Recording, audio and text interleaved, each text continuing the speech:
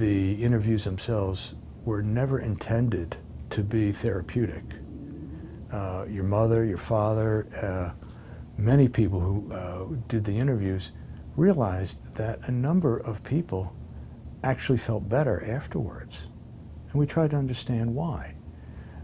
Because the usual idea is when you revive painful, awful, tragic memories, people feel like you've really stirred up the past, and it is a very destabilizing kind of thing. We certainly observed plenty of that too. But it seemed as though for many people, having the opportunity of somebody who is genuinely interested to listen to them gave them a chance to come up with a chronological, cogent narrative of their lives, which had sort of an integrating effect for them. People say, well, children, they don't remember, and therefore if they don't remember, then it didn't affect them in any way.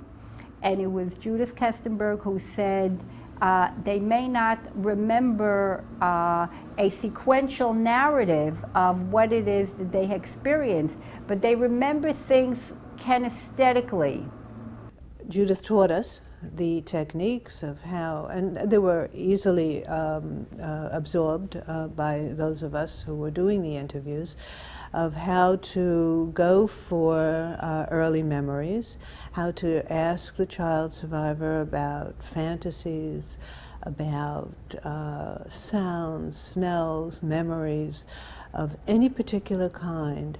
Through the interviews, and then more intensively through therapy, people could reassemble this collage of memories of, say, for example, the taste of mother's chicken soup, or the smell of mother's cooking, the fresh bread, or the feel of a soft blanket and being held by the mother. That these were memories that were sort of in suspended animation, and that they were a way of warding off grief, and that through assembling this collage of sensory memories and these inanimate objects, people could then reanimate and recreate and revive their mothers in therapy. And once they were revived, then they could be mourned for a little more healthfully. Shortly after the interview process began, Judith and Eva invited people who'd signed up for interviews to come together, if they liked, into a group to share their experiences with each other. These could be groups of child survivors or could be therapeutic groups. One of those who came was Anne Shore. So I said to myself, I'm not going to tell anyone, but I'm going to go over. And I went over this Sunday, and there was a long conference table with about 20 people, and Judith Kestenberg was sitting at the end. And she's of short stature, but very powerful person. And I came over, and she asked me where I come from and who I am, what my name is, and I became absolutely hysterical, because that opened up all kind of emotions in terms of my experiences. I don't want to go touch that part of myself. But very shortly after the summer, she was very aggressive about helping us, actually, in terms of bringing our feelings out. And she formed a group in Long Island. And I have listened to my interview, and it amazed me in what denial I was. My answers to the interview, how I was not affected by it, how it has nothing to do, my attitude in life has nothing to do with the Holocaust, but it also had helped me tremendously to go through the healing process precisely because of Judith and the group that I was part of for 2.5 years. The Jewish Child Holocaust Survivors, which Dr. Kestenberg was a founder, and she brought us together, and she said, let's have an organization because we need to help each other and to promote each other emotionally and otherwise. So in this meeting, the Child Holocaust Survivors, she asked, is anybody who would like to join a group? I didn't understand exactly what that meant. I thought maybe it was a conversational group. I said, well, I'm not going to lose nothing. I said, yes. So we got to the group. Then I found that the group was more of a therapeutic group. I asked myself a question, do I belong here? What do I need that? Then we started to talk, and I said, it got to be interesting. Wait a minute now. And we were there for about 8 years, am I right or wrong? Something like 8 years. There were some people within the group that might as well know resented that we were being studied. So it wasn't all, you know, I wasn't one of these people, but there were some we know who was resented being studied. It was important for children who were traumatized to have their experiences heard, recognized, and legitimated. This happened through many different kinds of post-war experiences, or as Ira Brenna describes it, through 4 primary dimensions. The first dimension was the interview.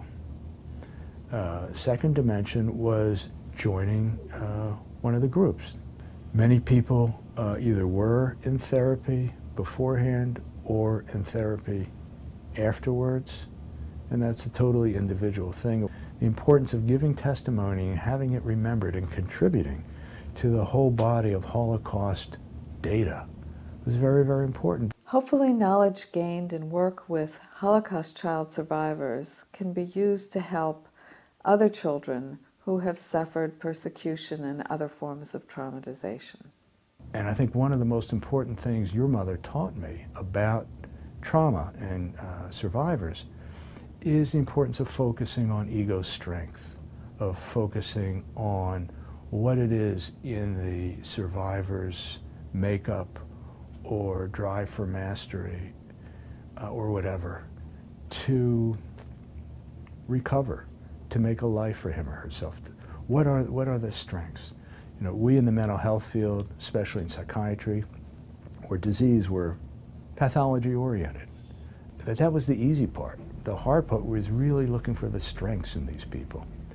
Many of the children who survived were hidden children, hidden in attics like Anne Frank or disguised as Christians. At first, hidden children joined with other child survivors at gatherings, but some of them didn't feel legitimate. It was only the people in concentration camps. So in fact, my own husband didn't think I was a Holocaust survivor. So in 1991, Miriam Abramovitz, Ann Shore, and others organized the first international conference of children who survived the Holocaust by hiding. 1,600 people from around the world came to New York to attend. The gatherings provided a form of validation for hidden children. It is much more difficult to overcome the traumatization when, and for any victim group, if your persecution is not validated.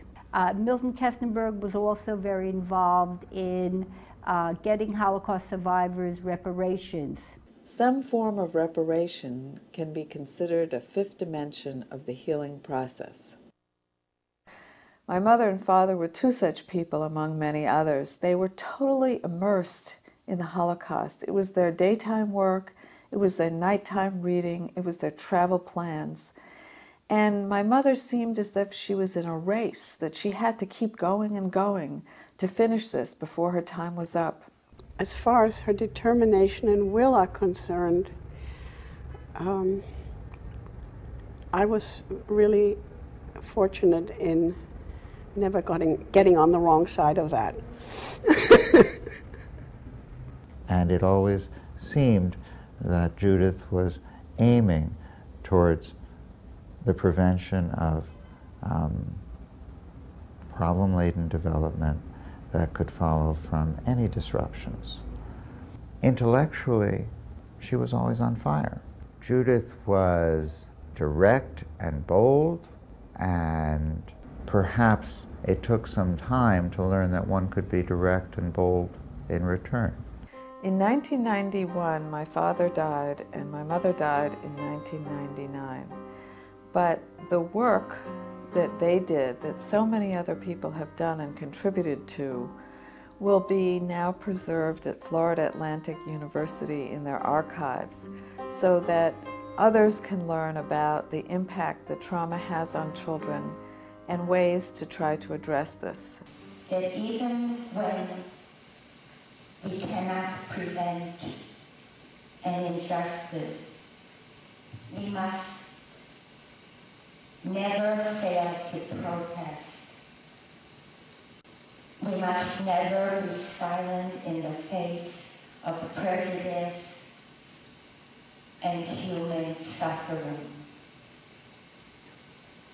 We must learn that the road to Auschwitz is paved in silence before it is too late.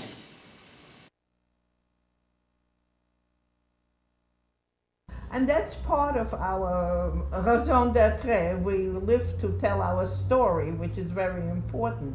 And I think Judy's aim was to document. The new groups that are experiencing genocide will not have to wait 2 generations before they are asked, what happened to you? Sie wirst du aufstehen können und Gleckel gleich von Schlaf und Holz nicht darfen nehmen und leben ohne Strof. Nicht gern wenn ein Kartoffel und nicht in Bunker gehen, nicht tragen Holzpantoffel und zum Appell nicht stehen. Kommt alle geeinigt und gegen immer raus, alle wie einer, alt und klein und groß.